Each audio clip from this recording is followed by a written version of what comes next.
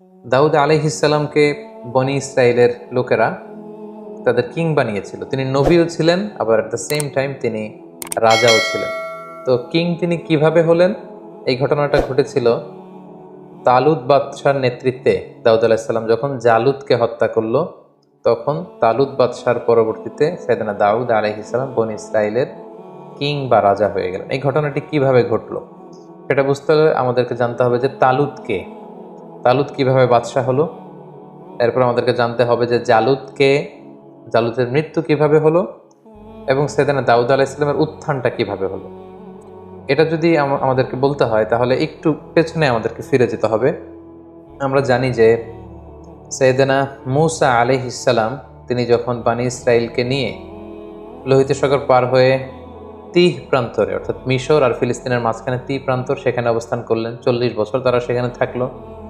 মূসা আলাইহিসসালামের ইন্তেকালের পরে মূসা আলাইহিসসালামের ভাগিনা ইউশা ইবনে নুন তিনি বনি ইসরায়েলের সবাইকে নিয়ে জেহাদ করলেন এবং ফিলিস্তিনে তখন আমালেকারা থাকতো। আমালেকা একটা জাতিগোষ্ঠী, তাদেরকে হটিয়ে তারা ফিলিস্তিন দখল করলেন এবং সেখানেই থাকতে লাগলেন। এবং সেখানেই তারা দীর্ঘদিন থাকার পরে পুনরায় যখন তারা বিলাসিতায় গা ভাসিয়ে দিল, আল্লাহর পাঠানো বিধানকে তারা অমান্য করতে শুরু করলো, নাফরমানি শুরু করে দিল, আল্লাহ তাআলা আবার আমালিকাদেরকে তাদের উপর চাপিয়ে দিলেন। আমালিকেরা বিজয় লাভ করলো, বনি ইসরায়েল ছিন্ন বিচ্ছিন্ন হয়ে বিভিন্ন দিকে চলে গেল। এভাবে বনি ইসরায়েলের লোকেরা আবার পৃথিবীতে একটা নিগৃহীত হয়ে বহুদিন তারা কাটাতে লাগলো এভাবে। এরপর শামুইল আলাইহিসসালাম নামে একজন নবীকে আল্লাহ তাআলা বনি ইসরায়েলের কাছে পাঠান। ওনার সময়কালে বনি ইসরায়েলের মধ্যে আবার সংগঠিত হওয়ার একটা প্রবণতা তৈরি হয়। তাদের মধ্যে কিছু আল্লাহওয়ালা লোক শামুইল আলাইহিসসালামের কাছে আসলেন। তখন শামুইল আলাইহিসসালাম অত্যন্ত বৃদ্ধ এবং যে বললেন, হে আল্লাহর নবী, আমরা বনি ইসরাইল আমরা আর কতদিন এই পৃথিবীতে নিগৃহীত থাকবো? আপনি আল্লাহ তাআলার কাছে বলেন যে তিনি আমাদেরকে যেন আমাদের জন্য একজন রাজা পাঠান, মালিক। কারণ তখন আমালেকা গোত্রের রাজার নাম ছিল জালুত, তারা ছিল মুশরিক, আর বনি ইসরায়েলটা ছিল মুমিন। তো তারা বলল, হে আল্লাহর নবী, আপনি একজন রাজা আল্লাহ তাআলাকে বলেন তিনি যেন আমাদের জন্য পাঠান, ওই রাজার নেতৃত্বে, মালিকের নেতৃত্বে আমরা জেহাদ করব। তখন শামুইল আলাইহিসসালাম বললেন, কোরআনে কিন্তু এগুলো বিস্তারিত আল্লাহ তাআলা সূরা বাকারায় 246 নম্বর আয়াত থেকে শুরু করে ধারাবাহিকভাবে 1.5 পৃষ্ঠায় তিনি বর্ণনা করেছেন। আমি শুধু সার সংক্ষেপ আপনাদেরকে শোনাচ্ছি। শামুইল আলাইহিসসালাম বললেন, তোমরা জেহাদের জন্য এত পাগল হয়েছো, আল্লাহ যদি রাজা পাঠায় তখন তো মনে হয় তোমরা জেহাদ করবে না। তারা বলেন কি, আমাদের বাড়িঘর ছিল ফিলিস্তিনে, সেখান থেকে আমরা বিতাড়িত, আমাদের জন্য রাজা পাঠানো হলে জেহাদ করব না? মানে অবশ্যই করব। তখন আল্লাহ তাআলা বনি ইসরায়েলের মধ্য থেকে একজন যুবককে রাজা হিসেবে নির্ধারণ করলেন, তার নাম ছিল তালুত। তাহলে এই প্রথম আমরা জানতে পারলাম তালুতকে। তালুত হচ্ছে বনি ইসরায়েলদের মধ্য থেকে একজন যুবক, আল্লাহ তাআলা তাকে রাজা করে পাঠালেন। কিন্তু বনি ইসরায়েলের লোকদের স্বভাব আমরা সাইয়েদনা মূসা আলাইহিস সালামের পর্বে শুনেছি যে তারা একের পর এক শুধু প্রশ্ন করে, গোয়ার তুমি করে, আল্লাহর বিধানকে লঙ্ঘন করে। তারা বলতে আরম্ভ করলো, এই তালুত কেন বাদশাহ হবে? সে তো আমাদের মতো সাধারণ মানুষ, তার না আছে অর্থ সম্পদ, না আছে সামাজিক প্রতিপত্তি, কিচ্ছু নেই। তখন শামুইল আলাইহিসসালাম বললেন, না, আল্লাহ তাআলা তাকেই তো রাজা বানিয়ে পাঠিয়েছেন, তাকে আল্লাহ তাআলা দেহে শক্তি দিয়েছেন, তাকে জ্ঞান দিয়েছেন, সেই তোমাদের বাদশাহ হবে। বনি ইসরায়েলের লোকেরা এখানে বাদশাহ তো, তারা বলল, না, আল্লাহ তাআলা যে ওনাকেই আমাদের বাদশাহ বানিয়ে পাঠিয়েছেন তার প্রমাণ কি? আমরা মুআজিজা দেখতে চাই। তখন আল্লাহ তাআলা মুআজিজা হিসেবে তাবুত পাঠালেন। তাবুত হচ্ছে এ উডেন বক্স, কাঠের তৈরি বিশাল একটা বাক্স ছিল, যেখানে মূসা আলাইহিস সালামের যে সেই লাঠি, যে লাঠি ফেলে দিলে এটা সাপ হয়ে যেত, সেই লাঠি সংরক্ষিত ছিল। বাকিয়াতুম মিন আলি মূসা ওয়া আলি হারুন, মূসা আলাইহিস সালামের জামা সংরক্ষিত ছিল, তাওরাতের কিছু ফলক সংরক্ষিত ছিল। এই বাক্স নিয়ে মূসা আলাইহিস সালাম সবসময় যুদ্ধের সময় সামনে রাখতেন। এই বাক্সের কারণে আল্লাহ তাআলা একটা সাকিনা, একটা মার্সি, ব্লেসিংস, একটা কুলনেস বনি ইসরায়েলের মধ্যে তিনি ঢেলে দিতেন। ফলে বনি ইসরায়েলের লোকেরা যুদ্ধের ময়দান থেকে পালাতো না। একই ঘটনা ঘটেছে ইউশা ইবনে নুনের সময়কালে। তিনি যখন জেহাদ করেছিলেন তখন এই বাক্সটাকে সামনে রাখতেন। এই বাক্স সামনে রাখলেই বনি ইসরায়েলরা জিতে যায়, হেরে যায় শত্রুপক্ষ। কিন্তু আমালেকার ওরা যখন জয়লাভ করলো তখন তারা এই বাক্সটাকে ছিনিয়ে নিল, যেটাকে কোরআনে বলা হয়েছে তাবুত, এই উডেন বক্স, এটা কাঠের বাক্স। তখন আল্লাহ তাআলা আমালেকার যেই শহরে, যেই জায়গাতে বাক্সটা রাখা হয়েছিল সেখানে মহামারী ছড়িয়ে দিলেন। আমালেকার লোকেরা এই বাক্সকে অন্য শহরে পাঠালো, সেখানেও মহামারী। এই বাক্স যেখানে যায় সেখানে মহামারী। তারা তখন সিদ্ধান্ত নিল, জালুত বাদশাহ সিদ্ধান্ত নিল যে এই বাক্স যেহেতু আমাদের না, এটা বনি ইসরাইলদের বাক্স, ওদের বাক্স ওদের কাছে পাঠাও। গরুর গাড়িতে করে তারা বাক্স হাঁকিয়ে পাঠিয়ে দিল বনি ইসরাইলের এলাকার দিকে। তখন আল্লাহ তাআলা বনি ইসরাইলের লোকদেরকে বললেন, তোমরা মুআজিজা দেখতে চেয়েছিলে, যে আমি যে তালুতকে তোমাদের কিং বানিয়ে, রাজা বানিয়ে যে পাঠিয়েছি, তোমরা প্রমাণ চেয়েছো। তোমরা সবাই এখন তালুতের বাড়িতে যাও, এবং তালুতের বাড়িতে যেই তোমরা দেখবে যে সেখানে সেই তাবুত, সেই উডেন বক্স সেখানে পাওয়া যাবে। শামুয়েল আলাইহিস সালামের সাথে করে সব বনি ইসরাইলের লোকেরা এবার তাদের এলাকার সে যুবক, নওজোয়ান, শক্তিশালী পুরুষ তালুতের বাড়িতে যেয়ে দেখে কি আশ্চর্য কাণ্ড, কি আজীব ব্যাপার। সেই যে ঐতিহ্যবাহী তাদের যে বনি ইসরায়েলের যে তাবুত, উডেন বক্স, যেটার মধ্যে নবী মুসা আলাইহিস সালামের ব্যবহৃত জিনিসপত্র, লাঠি, তাওরাতের ফলক, তাদের কিতাব, মুসা আলাইহিস সালামের জামা কাপড় পাগড়ি, এগুলো তারা এটা দেখে তো আবেগে আপ্লুত হয়ে গেল, এবং তারা এই মুআজিজা দেখে বনি ইসরায়েলের সবাই মেনে নিল যে আল্লাহ তাআলা যেহেতু তালুতকে কিং বানিয়ে পাঠিয়েছেন, আমরা তালুতকেই মেনে নিব। তখন বনি ইসরায়েলের সবাই তালুতকে তাদের সম্রাট বা তাদের কিং হিসেবে মেনে নিল। তাহলে সম্মানিত সুধী, এই পর্যায়ে আমরা বুঝতে পারলাম যে তালুত হচ্ছে বনি ইসরায়েলের কিং, অর্থাৎ বনি ইসরায়েলের তারা তখন মুসলিম ছিল, মুসলিমদের কিং হচ্ছে তালুত। আর তাদের বিপরীতে ফিলিস্তিনে যে জনগোষ্ঠীটা ছিল, মুশরিক একটা জনগোষ্ঠী, তাদের নাম ছিল আমালিকা। এই আমালিকার কিং এর নাম ছিল জালুত। তাহলে আমরা দুইটা ক্যারেক্টার পেলাম, এক হচ্ছে তালুত আর জালুত। সূরাতুল বাকারার শেষের দিকে 246 নম্বর আয়াত থেকে শুরু করে এই তালুত বাদশাহ, জালুত বাদশার কথা কিন্তু আল্লাহ তাআলা সেখানে উল্লেখ করেছেন। তাহলে এখন আমরা একটা ভয়ঙ্কর রক্তক্ষয়ী যুদ্ধ দেখব তালুত আর জালুতের মধ্যে। ওদেরকে মনে রাখতে হবে যে তালুত হচ্ছে মুসলিম বাদশাহ আর জালুত হচ্ছে মুশরিক বাদশাহ। তালুত হচ্ছে বনি ইসরায়েলদের কিং, আর জালুত হচ্ছে আমালেকা, যে জনগোষ্ঠীটা ছিল মুশরিক, তাদের কিং। তালুত বাদশাহ তখন বনি ইসরায়েলের মুমিনদেরকে নিয়ে বিশাল বাহিনী নিয়ে, কোনো কোনো তাফসিরে এসেছে প্রায় 80,000 সৈন্য নিয়ে, তিনি তখন জর্ডান রিভার ক্রস করতে আরম্ভ করলেন। যেই জর্ডান রিভারের পশ্চিম দিকে এখন ওয়েস্ট ব্যাংক আছে, পশ্চিম তীর বলা হয়, এবং জর্ডান নদীর পশ্চিম পারে এই এলাকাটি অবস্থিত বলেই এটাকে ওয়েস্ট ব্যাংক বা পশ্চিম তীর, আদ-দিফা আল-গারবিয়া হিসেবে এটাকে নামকরণ করা হয়েছে। তো জর্ডান রিভার যখন তারা ক্রস করে শত্রু এলাকার দিকে যাচ্ছিলেন, তখন তালুত বাদশাহ বললেন, তোমাদের জন্য আমার ঘোষণা হলো, কেউ এই জর্ডান নদীর পানি পান করতে পারবে না, যতই তৃষ্ণার্ত হয়। এখান থেকে পানি পান করলেই কিন্তু তোমরা যুদ্ধের ময়দানে হেরে যাবে। তবে তৃষ্ণার কারণে, আউট অফ থার্স্টি, তোমরা যদি তৃষ্ণার্ত হও তাহলে 1 অঞ্জলি বা 2 অঞ্জলি হয়তো তোমরা খেতে পারো, কিন্তু ঘট ঘট করে বালতির পর বালতি, জগের পর জগ কিন্তু পানি সংরক্ষণ করা যাবে না, খাওয়া যাবে না। কিন্তু ওনার সাথে থাকা হাজার হাজার সৈন্য ফিতনায় পড়ে গেল, পরীক্ষায় পড়ে গেল। প্রচন্ড গরমে, তাপ দাহে, তৃষ্ণায় ওরা পানি খেতে শুরু করলো। ফলে কেউই আর ওই পারে যেতে পারলো না, অল্প কয়েক হাজার সৈন্য ছাড়া। এবার এই অল্প কয়েক হাজার সৈন্য নিয়েই মুসলিম বাদশাহ তালুত তিনি দাঁড়ালেন।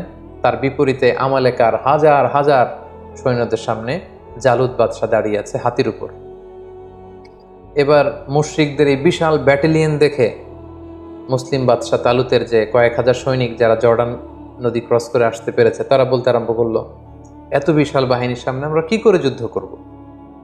তখন তালুত বললেন যে সংখ্যা দিয়ে মুমিনদের সফলতা নির্ধারিত হয় না, বরং কামিং ফিআতিন কলিলাতিন গলাবাত ফিআতান কাসীরাতান বিইذনিল্লাহ। এই পৃথিবীতে কত অল্প সংখ্যক লোক আছে যারা বিশাল সংখ্যক লোককে হারিয়ে বিজয়ের পতাকা তারা হাতে ধরেছে। তোমাদের যদি হিম্মত থাকে, যদি মনোবল থাকে, তোমরা অবশ্যই জয়লাভ করবে। সেখানেও অনেক লোক যুদ্ধে অংশগ্রহণ করতে পারলো না। কোনো কোনো ঐতিহাসিকগণ বলেন যে মাত্র 313 জন সৈন্য নিয়ে তালুত বাদশাহ আল্লাহর নামে জালুত বাদশার দিকে ছুটতে আরম্ভ করলেন, এবং সেই মুহূর্তে তিনি ঘোষণা দিয়েছিলেন যে মুশরিকদের রাজা জালুতকে যে হত্যা করবে সেই আমার পরে বনি ইসরায়েলের কিং হবে, এবং আমার মেয়েকে আমি তার সাথে বিবাহ দিব। সাইয়েদনা দাউদ আলাইহিস সালামের বাবা ছিল তালুত বাদশার একজন সেনাপতি, এবং দাউদ আলাইহিস সালামের বাবা তার 10 ছেলে, কোনো বর্ণনায় 11 ছেলেকে নিয়ে যুদ্ধে এসেছিল। এর মধ্যে সবচেয়ে তরুণ যুবক ছিল দাউদ আলাইহিস সালাম।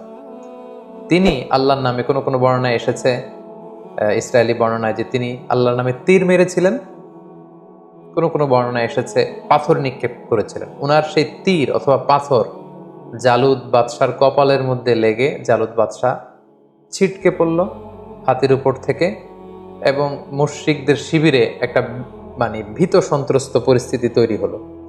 এবং তালুত বাদশাহ যে কয়েকজন সৈনিক সাথে ছিল তারা হামলে পড়ল, এবং জালুত নিহত হওয়ার মধ্য দিয়ে মুসলিমরা সেখানে জয়লাভ করলো। তালুত বাদশাহ জয়লাভ করলো। ফাকাতালা দাউদু জালুতা, সরাসরি আল্লাহ তাআলা কোরআনে উল্লেখ করেছেন যে দাউদ নিজে আলাইহিস সালাম নিজে তিনি জালুত বাদশাহকে কিন্তু সেই যুদ্ধে হত্যা করেছেন বা পরাজিত করেছেন। এবং যেহেতু এই যুদ্ধে আমালেকারা পরবর্তীতে পরাজিত হলো, তালুত বাদশাহ জয়লাভ করলেন, এবং তালুত বাদশার যুদ্ধের আগের ঘোষণা অনুযায়ী তিনি তার মেয়েকে দাউদ আলাইহিস সালামের সাথে বিবাহ দিলেন, এবং ওনার পরবর্তীতে কিং হিসেবে দাউদ আলাইহিস সালাম নির্বাচিত হলেন। যেহেতু জালুত বাদশাকে তিনি হত্যা করেছেন, ফলে বনী ইসরায়েলের সবাই যখন এই ঘটনা শুনতে পারলো, তখন দাউদ আলাইহিস সালামের জয় জয়কার। তিনি এক অবিসংবাদিত নেতা হিসেবে বনী ইসরায়েলদের মধ্যে আবির্ভূত হলেন। সম্মানিত সুধী, এই ছিল জালুত বাদশার পরাজয়। তালুত বাদশাহ কিভাবে নির্ধারিত হলেন, এবং তালুত বাদশার সৈনিক হিসেবে দাউদ আলাইহিস সালাম কিভাবে বীর দর্পে সাহসিকতার সাথে জালুত বাদশাকে পরাজিত করে বিজয়ের পতাকা তিনি হাতে নিয়েছিলেন। সম্মানিত সুধী, ঠিক এভাবেই সাইয়েদুনা দাউদ আলাইহিস সালামের উত্থান ঘটেছিল, এবং তিনি সম্মুখ যুদ্ধে সরাসরি জালুতকে পরাজিত করে তিনি ওনার সামরিক শক্তি তিনি প্রকাশ করেছিলেন, এবং বনী ইসরায়েলদের মধ্যে তিনি প্রশংসিত হয়েছিলেন। তালুত বাদশার পরে সাইয়েদুনা দাউদ আলাইহিস সালাম যখন বনী ইসরায়েলের কিং বা রাজা হিসেবে তিনি দায়িত্ব গ্রহণ করলেন, তিনি রাজত্ব পেয়ে, কিংডম পেয়েও তিনি সবসময় সাদাসিধে জীবনযাপন করেছেন। তো এই বুখারী মুসলিমের হাদিস থেকে আমরা জানি যে তিনি দিনের বেলা রোজা রাখতেন, রাতে তাহাজ্জুদ পড়তেন, এবং খুবই সিম্পল লাইফ তিনি লিড করতেন। ওনার ব্যাপারে আল্লাহ তাআলা কোরআনের বিভিন্ন সূরাতে বিভিন্ন আয়াতে উল্লেখ করেছেন। আল্লাহ তাআলা বলছেন, ওয়াযকুর আবাদানা দাউদা যাল আইদি ইন্নাহু আওয়াব। সূরাতুস সাদে আল্লাহ তাআলা বলছেন যে হে নবী, আপনি দাউদের কথা কোরআনে উল্লেখ করুন, সে ছিল যাল আইদ, শক্তিশালী, আল্লাহর আইন বাস্তবায়নে শক্তিশালী ছিল। ইন্নাহু আওয়াব, তিনি আল্লাহমুখী ছিলেন, সবসময় আল্লাহমুখী থাকতেন। সূরাতুন নামলের 15 নম্বর আয়াতে আল্লাহ তাআলা বলেন, ওয়ালাকাদ আতাইনা দাউদা ওয়া সুলাইমানা ইলমা, আমি আমার নবী দাউদকে এবং সুলাইমানকে উভয়কে জ্ঞান দিয়েছি। I placed them with knowledge. সূরা সাবার 10 নম্বর আয়াতে আল্লাহ তাআলা বলেন, ওয়ালাকাদ আতাইনা দাউদা মিন্না ফাদলা, আমি দাউদকে আমার পক্ষ থেকে বিশেষ অনুগ্রহ আমি দান করেছি। সূরাতুস সাদের 20 নম্বর আয়াতে আল্লাহ তাআলা বলেন, ওয়াশাদাদনা মুলকা, আমি দাউদের কিংডম সালতানাতকে মজবুত করেছি। ওয়া আতাইনাহুল হিকমা, আমি তাকে উইজডম দিয়েছি, প্রজ্ঞা দিয়েছি। ওয়া ফাসলাল খিতাব, আর তাকে আমি বিচার কার্যের ফয়সালা কি করে দিতে হয় সেই জ্ঞান আমি দান করেছি।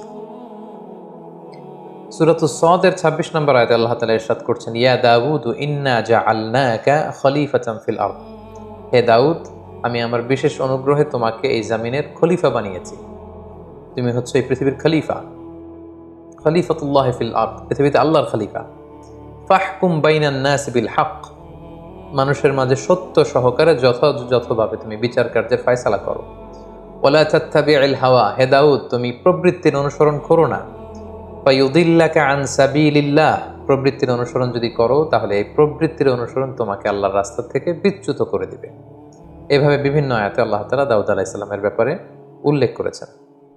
সাইয়েদনা দাউদ আলাইহিস সালামকে আল্লাহ স্পেশাল একটা মুআজিজা দিয়েছিলেন, সেটা হচ্ছে তিনি যদি লোহার মধ্যে হাত লাগাতেন, মুহূর্তেই সেই লোহা গলে নরম হয়ে যেত। অর্থাৎ লোহা নরম হওয়ার মুআজিজা আল্লাহ তাআলা দাউদ আলাইহিস সালামকে দান করেছিলেন। সূরা সাবার 11 নম্বর আয়াতে আল্লাহ তাআলা বলেন, ওয়া আলান্না লাহুল হাদিদ, আমি দাউদের জন্য লোহাকে নরম করে দিয়েছি। এই লোহাকে নরম করে গলিয়ে পিটিয়ে তিনি বিভিন্ন জিনিস বানাতেন। কি বানাতেন সেটা সূরাতুল আম্বিয়ার 80 নম্বর আয়াতে আল্লাহ তাআলা বলছেন যে সাইয়েদনা দাউদ আলাইহিস সালাম বর্ম বানাতেন, আর্মার, সাজোয়া। যুদ্ধের ক্ষেত্রে যুদ্ধের আক্রমণ থেকে, অ্যাটাক থেকে বাঁচার জন্য যোদ্ধারা যে যুদ্ধস্ত্রাণ পরে, লোহার তৈরি শেকলের বুনন দিয়ে তৈরি যে আর্মার পরে, সাজোয়া পরে, তিনি সেটা বানাতে পারতেন। আল্লাহ তাআলা বলছেন, ওয়া আল্লামনাহু সানাআতা লাবুসিল লাকুম, আমি দাউদকে কি করে যুদ্ধের পোশাক বর্ম বানাতে হয় সেটা শিখিয়েছি। লিতুহসিনাকুম মিন বাসিকুম, যাতে করে এই বর্ম পরার কারণে যুদ্ধের ময়দানে আঘাত থেকে তোমরা বাঁচতে পারো। সাইয়েদনা দাউদ আলাইহিস সালামের একটি বিশেষ গুণ ছিল যে তিনি নিজ হাতে উপার্জন করতেন। এত বড় রাজত্ব পেয়েও, এত বড় কিংডম পেয়েও কিন্তু তিনি সাদাসিধে জীবনযাপন করেছেন। সহিহ বুখারীর 72 নম্বর হাদিসে আল্লাহ রাসূল সাল্লাল্লাহু আলাইহি ওয়াসাল্লাম বলেন, ওয়া ইন্না নাবিয়াল্লাহি দাউদ আলাইহিস সালাম কানা ইয়াকুলু মিন আমালি ইয়াদি। আল্লাহ নবী দাউদ আলাইহিস সালাম নিজ হাতে উপার্জিত অর্থ থেকে জীবন ধারণ করতেন। ভেরি সিম্পল লাইফ লিডিং তিনি করতেন। সবচেয়ে মজার ব্যাপার হচ্ছে, নবীদের মধ্যে সবচাইতে সুরেলা কণ্ঠের অধিকারী কিন্তু ছিলেন সাইয়েদনা দাউদ আলাইহিস সালাম। মানে যখন ওনার উপর কিন্তু নাজিল হয়েছিল 4টা যে মেজর মৌলিক আসমানি কিতাব, জাবুর কিতাবটি আল্লাহ তাআলা দাউদ আলাইহিস সালামের প্রতি নাজিল করেছেন, এবং তিনি যখন আকাবা উপসাগরের তীরে বসে জাবুর কিতাব তেলাওয়াত করতেন, আকাশের পাখিগুলো ড্রপ করে নিচে নেমে যেত, তার চারদিকে প্যারেড করতে থাকতো, ঘেরাও দিয়ে থাকতো। সাগরের মাছগুলো সাগর ছেড়ে দিয়ে কিনারায় চলে আসতো। ওনার তাসবির সাথে সাথে পাহাড়গুলো, পাখিগুলো সবকিছু তাসবিহ পড়তে থাকতো। সুবহানাল্লাহি ওয়া বিহামদিহি। আল্লাহ তাআলা সূরা নিসার 163 নম্বর আয়াতে বলছেন, ওয়া আতাইনা দাউদা জাবুরা, আমি দাউদকে জাবুর কিতাব দান করেছি। সূরাতুল আম্বিয়ার 79 নম্বর আয়াতে আল্লাহ তাআলা বলেন, ওয়া সাখখারনা মা দাউদাল জিবাল ইউসাব্বিহনা ওয়াত তায়র, আমি পাহাড়কে দাউদের জন্য বশীভূত করেছি। সে যখন তাসবিহ পড়তো, জাবুর পড়তো, পাহাড়ও পড়তো, পাখিরাও তাসবিহ পড়তো। সূরা সাদের 18 এবং 19 নম্বর আয়াতে আল্লাহ তাআলা বলেন, ইন্না সাখখারনাল জিবালা মাআহু ইউসাব্বিহনা বিল আশি ওয়াল ইশরাক, পাহাড়কে আমি দাউদের জন্য বশীভূত করেছি। সকাল সন্ধ্যা সে যখন তেলাওয়াত করতো, পাহাড়ও তাসবিহ পড়তো। ওয়াত তায়রা মাহশুরা, পাখিগুলো এসে ওনার চারদিকে ভিড় জমাতো। কুল্লুল্লাহু আওয়াব, সব কিছু আল্লাহ তাআলার তাসবিহ পড়তো। এবং দাউদ আলাইহিস সালামের কণ্ঠ যে অত্যন্ত সুন্দর ছিল, মেলোডিয়াস ভয়েস ছিল, এটা বিশ্বনবী সাল্লাল্লাহু আলাইহি ওয়াসাল্লাম উল্লেখ করেছেন। সহিহ মুসলিমের 793 নম্বর হাদিসে একটি ঘটনা এসেছে যে আবু মুসা আল আশআরী রাদিয়াল্লাহু তাআলা আনহু সাহাবাদের মধ্যে খুব সুরেলা কণ্ঠের অধিকারী ছিলেন। তো উনি একবার রাতে ঘরে বসে কোরআন তেলাওয়াত করছেন, আল্লাহ রাসূল সাল্লাল্লাহু আলাইহি ওয়াসাল্লাম ওনার ঘরের পাশ দিয়ে যাচ্ছিলেন। তিনি হঠাৎ দাঁড়িয়ে দীর্ঘ সময় কোরআন তেলাওয়াত শুনলেন। তারপর দিন ফজরের পরে তিনি আবু মুসা আল আশআরী রাদিয়াল্লাহু তাআলা আনহুকে বললেন, হ্যাঁ আবু মুসা, তুমি কি জানো গত রাতে আমি তোমার ঘরের পাশে দাঁড়িয়ে তোমার কণ্ঠের কোরআন তেলাওয়াত শুনেছি। ইয়া আবা মুসা লাকাদ উতিতা মিজমারান মিন মাজামিরি আলি দাউদ, দাউদ আলাইহিস সালামের বংশে বা দাউদ আলাইহিস সালামের কণ্ঠে আল্লাহ যে সুরের ঝংকার দিয়েছেন, এই উম্মতের মধ্যে তোমার কণ্ঠে আল্লাহ তাআলা সেই সুরের ঝংকার ঢেলে দিয়েছে। সুবহানাল্লাহি ওয়া বিহামদিহি। সহিহ মুসলিমের হাদিস থেকে বোঝা যায় যে দাউদ আলাইহিস সালামের কণ্ঠ যে অসাধারণ ছিল, এটা রাসূল সাল্লাল্লাহু আলাইহি ওয়াসাল্লাম স্বীকৃতি দিয়েছেন। আল্লাহর নবী সাইয়েদনা দাউদ আলাইহিস সালাম তিনি আকাবা উপসাগরের তীরে বসে ওনার উপর নাজিল হওয়া জাবুর কিতাব তিনি শনিবারে তেলাওয়াত করতেন।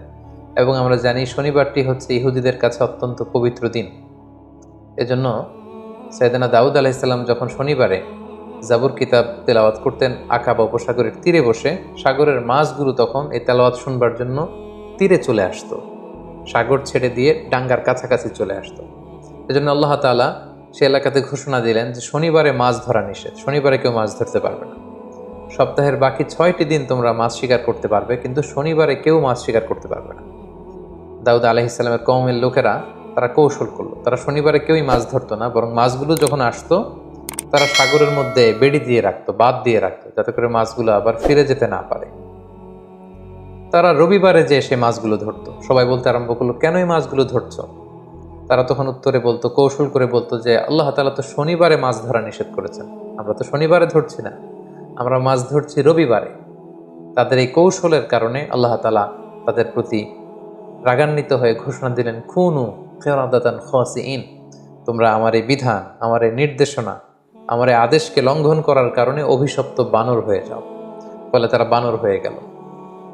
তার মানে দাউদ আলাইহিস সালামের কওমের মধ্যে থেকে যারা আল্লাহ তাআলার এই বিধানটি অমান্য করেছিল, তাদেরকে কিন্তু আল্লাহ তাআলা অভিশপ্ত বানরে রূপান্তরিত করেছিলেন।